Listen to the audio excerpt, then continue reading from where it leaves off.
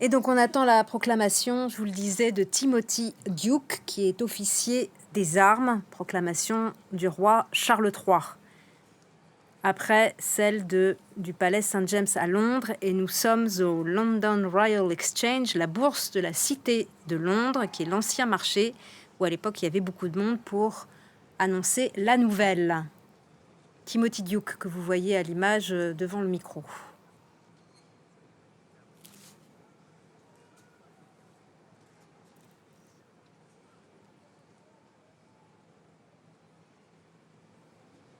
Armelle, durant cette période de deuil, le roi, il est quand même nécessairement en retrait et dans la continuité.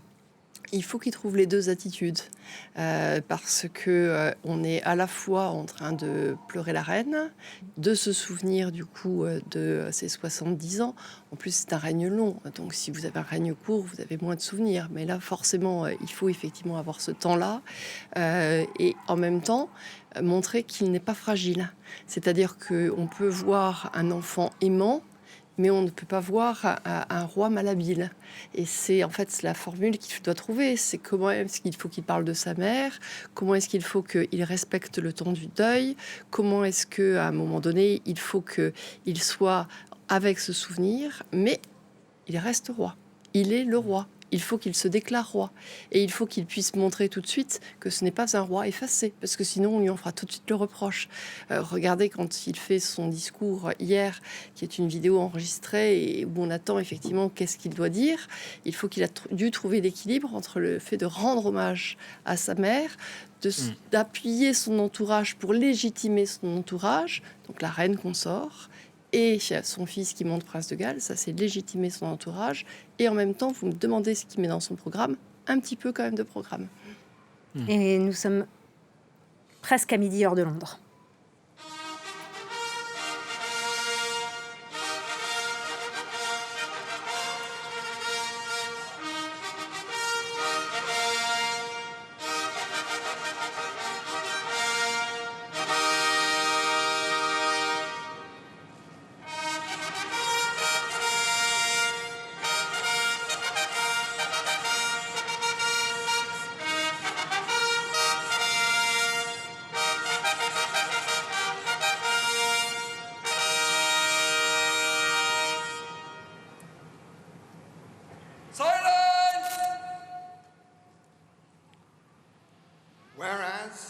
Alors qu'il a plu à notre Dieu Tout-Puissant d'appeler à sa merci notre défunte souveraine, la reine Élisabeth II, de mémoire bénite et glorieuse, par le décès de laquelle la couronne du royaume de Grande-Bretagne et d'Irlande du Nord est uniquement et légitimement remis au prince Charles Philippe Arthur George.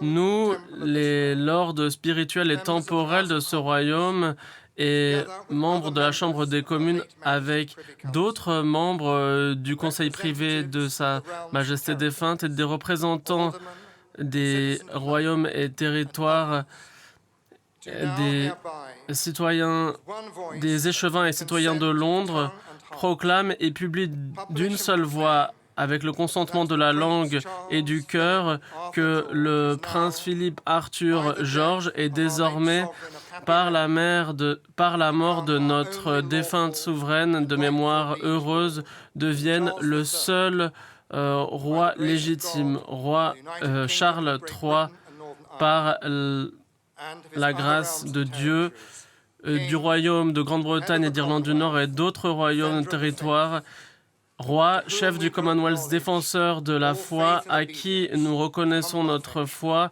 notre obéissance, avec notre affection humble, et nous implorons Dieu, par qui les rois et les reines règnent, de bénir Sa Majesté avec de longues et heureuses années de règne.